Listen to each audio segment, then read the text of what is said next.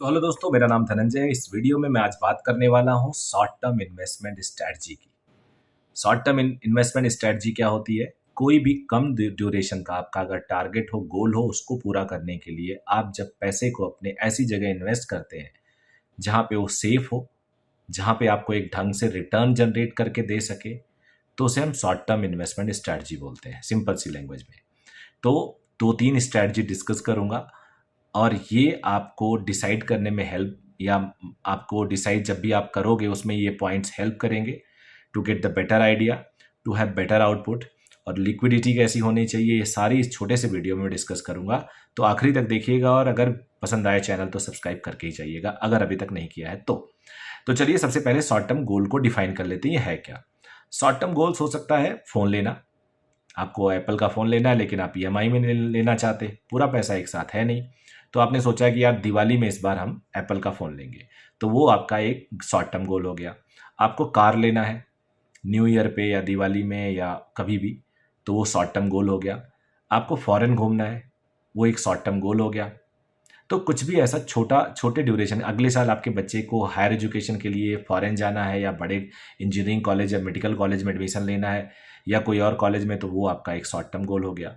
तो ऐसे गोल्स पहले आपको पता होते हैं, डिफाइन कर लेते हैं आप। और उसको पूरा करने के लिए अगर आपके पास पहले से कोई फंड नहीं है या कोई इंश्योरेंस नहीं है जो उस टाइम पे पे आउट दे, तो आपको एक स्ट्रैटेजी बनानी पड़ती है।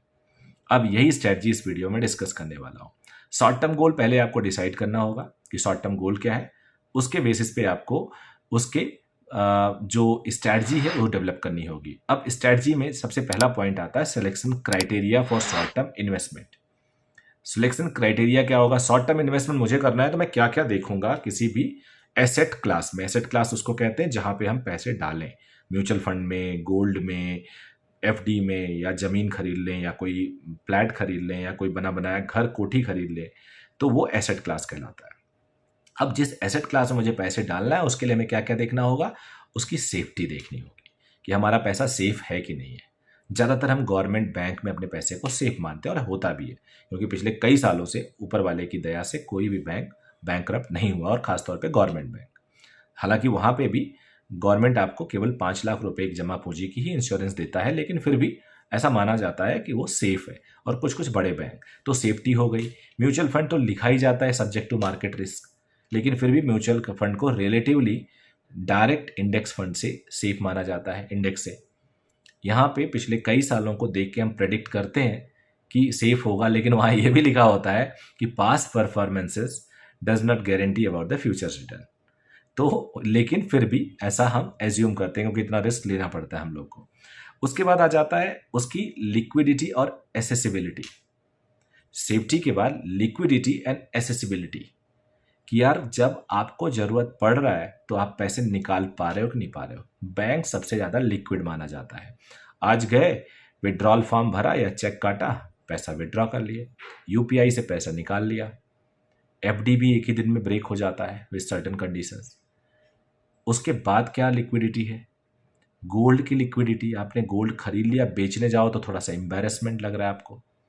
डिजिटल गोल्ड है वो जरूर है लिक्विडिटी, लेकिन उसमें भी 24 घंटे लग जाते हैं आने में, कुछ कुछ ऐप से मैंने देखा था। पोस्ट ऑफिस की जो सेविंग स्कीम है वो लिक्विड है, अगर वो उसका टर्म वगैरह का कोई पंगा नहीं है तो।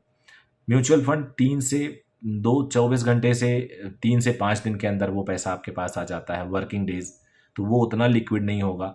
बाकी आप कह सकते हैं इंडेक्स, कोई भी चीज़ आपने शेयर मार्केट में पैसा लगाया है तो वो तुरंत मिल जाता है, लेकिन अक्सर आपने देखा होगा जब आपको ज़रूरत होता है उस टाइम मार्केट गिरा होता है, तो उसे मैं लिक्विड नहीं मानता फिलहाल, क्योंकि ज़रूरत पे अगर हम निकाल रहे हैं तो कई बार लॉस हो जाता है, तो मैं लिक्विड नहीं मानता। लेकिन हाँ, अगर बाकी एसेट क्लास को देखो तो वो लिक्विड बिल्कुल भी नहीं है। इनफैक्ट मैं कई बार ऐसे ऐसे रियल इस्टेट इन्वेस्टमेंट में फंस गया हूँ जहाँ पे ज़रूरत पड़ने पे मुझे पैसा मिला ही नहीं। कई बार क्या होता है कि आपने एक तरह से कोई पैसा ऐसी जगह ज़मीन ले ली, फ्लैट ले लिया, घर ले लिया, कोठी ले लिया, और अब जब उसे बेचने जाओ तो या तो मार्केट आपको पता चलता है तो डाउन है, बायर्स ही नहीं है। बायर्स मिलेंगे तो अपने हिसाब से रेट देंगे, तो वहाँ पे आपको प्रॉब्लम हो सकती है। तो लिक्विडिटी का ध्यान देना बहुत ज़रूरी है। और तीसरा इंपॉर्टेंट जो पॉइंट होगा वो रिटर्न। अब रिटर्न आपको, आपने सेफ भी ले लिया, आपने लिक्विड भी ले लिया बट रिटर्न ही नहीं है। तो 3 चीज़ों देखा जाता है, सेफ्टी, लिक्विडिटी एंड रिटर्न।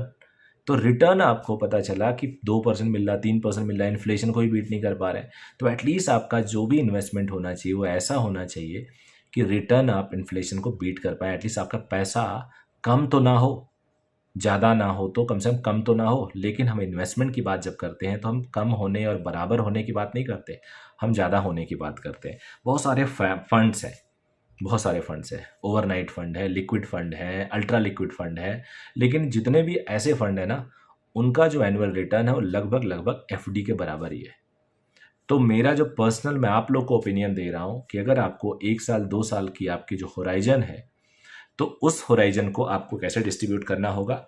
50% तो आपको एफडी में डालना होगा पैसे को, जो नॉर्मली इन्फ्लेशन के आसपास ही रहता है, एटलीस्ट पैसा आपको डूबने नहीं देगा।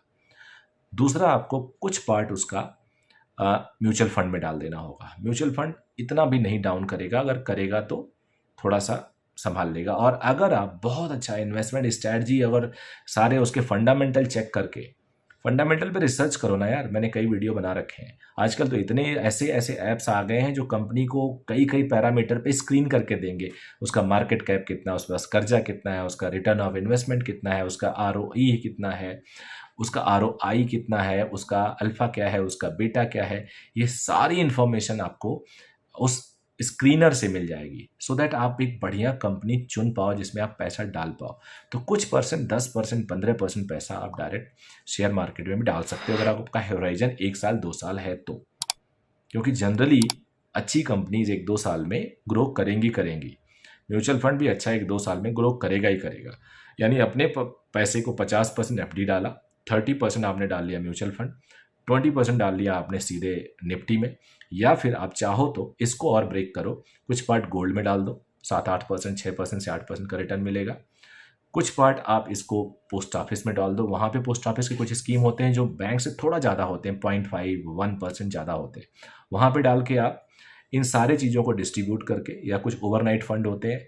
ओवरनाइट फंड जनरली एक भी दिन, एक आध कुछ ऐसे फंड हैं जो 99% पिछले दिन से आगे ही बढ़े हैं, लेकिन यार एक दिन का इंटरेस्ट उसमें 0.02% या 0.025% के आसपास आता है, विच इज़ वेरी लो। तो फिर भी लेकिन वो पीछे नहीं जाते हैं, वो रिटर्न पॉजिटिव ही देते हैं।